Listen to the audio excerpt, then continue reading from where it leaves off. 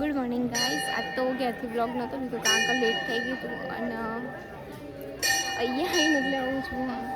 અમારે તો પૂજા કરીને જ હું રોજ લઉં બ્લોગ. પૂજા અહીંયા ચાલુ હજુ દર્શન કરવા જવાનું.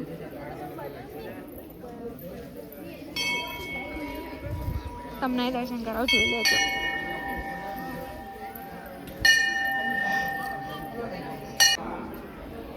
તમે પણ દર્શન કરી લેજો. જો લેટ થઈ ગયું એટલે ઘેરથી તો બ્લોગ નહીં લીધો, અહીંયાથી બ્લોગ લીધો. આખું મંદિરનું લોકેશન કેટલું મસ્ત મંદિર અહીંયા.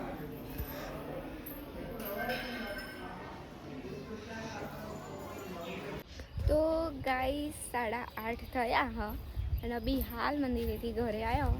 અને આજ તો સીમા ડાયરેક્ટ ટ્યુશનમાં જતી હતી. ટ્યુશન વહેલા હતું એટલે એ 2 દિવસો લઈને જતી અને ઘેર આવતી વેરા એ એક્ટિવા લઈને આવી હતી. બંને દિવસો એમાં આવી હતી એટલે થાકે ના લાગે ને થોડું. અને ફ્રેન્ડ આજ ચોથો રહે, કાલ પહોંચમાં રહી. પછી બસ ખતમ. આઈફર તો લાસ્ટ આઈફર ઉજવી નાખવાનું હો, એ તો હું અગાઉ કહી દીધું હો. અને ફ્રેન્ડ હજુ આવી, હજુ ચા નાસ્તો કરવાનો થોડો, બીજું તો ના ખવાય પણ કેવડો લે આમ. અને કાલ થોડું લાવી હતી એટલે. સો ફ્રેન્ડ નાસ્તો બાસ્તો કરીને મળીએ થોડી વારમાં પછી.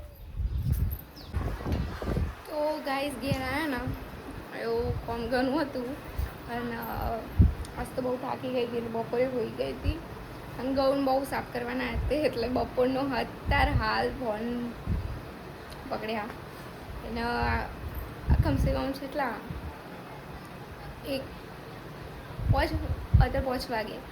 તારનો એક કંઈ બ્લોગ જ નહોતો બનાવ્યો, ટાઈમ જ નહોતો મતલબ. સો ગાઈસ મમ્મીને તો બહાર ને તો જો હા યુવરાજ તો રમવા જતો રહ્યો. એમાં મમ્મી તો કન કચરો વાળે.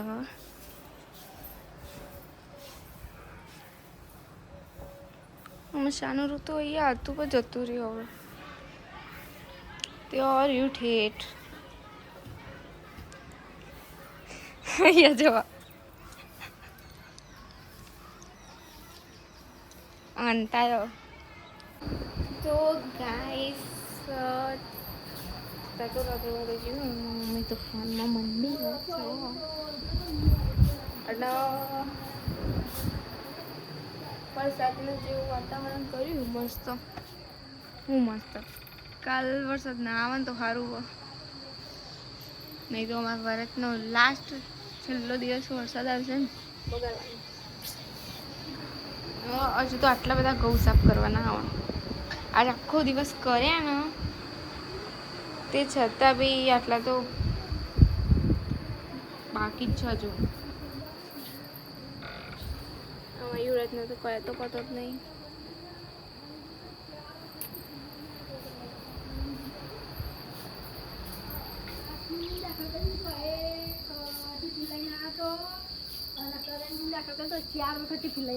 તો ગાઈસ સીમા પૂરી ઉતરવા યુવરાજ તો ખાવી ગયો.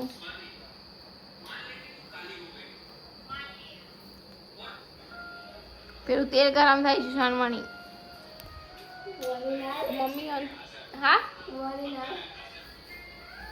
વણી તો હાલ જ છું. પેલો ગાયબ થઈ જાય. ઓ યુલી. તો ફાઇનલી ગાઈસ રોધવાનું ચાલુ હો અને સીમા તરો અને હું બેકરી બને આપતી હતી એને તો અલગ જ માહોલ ચાલુ. ખાતો ફોન જોયા વગર ઉતરો નહીં ગોળામ. મમ્મી તો બહાર હવે તેલ ગરમ થઈ ગયું, પેલું બળી ગયું.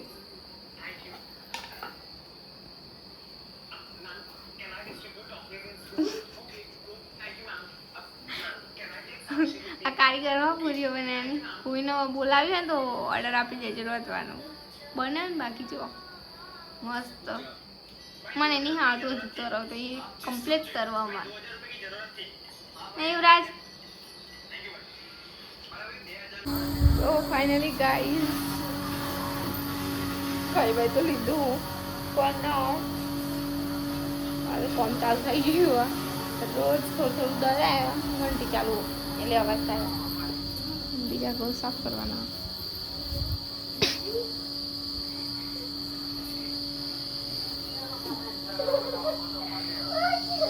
આ શરમની લાડી હો.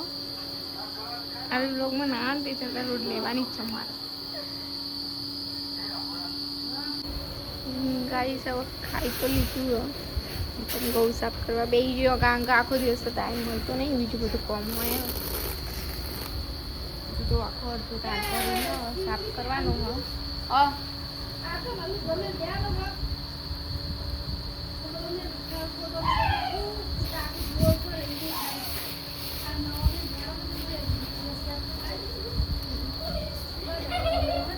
બધાનો આલુ ગમે કે દેવાનો મસ્તી ચાલો ફૂલ ઘરમાં આઈ લેતા લઈને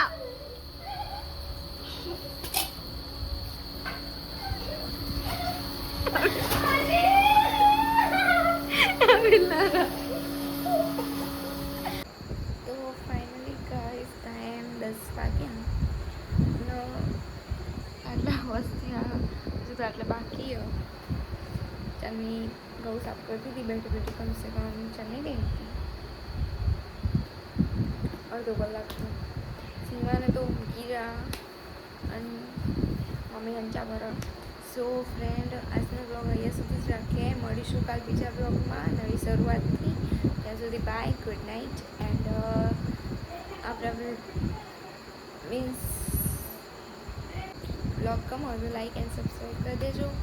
મળીશું કાલ બીજા બ્લોગમાં. ત્યાં સુધી બાય, ગુડ નાઇટ.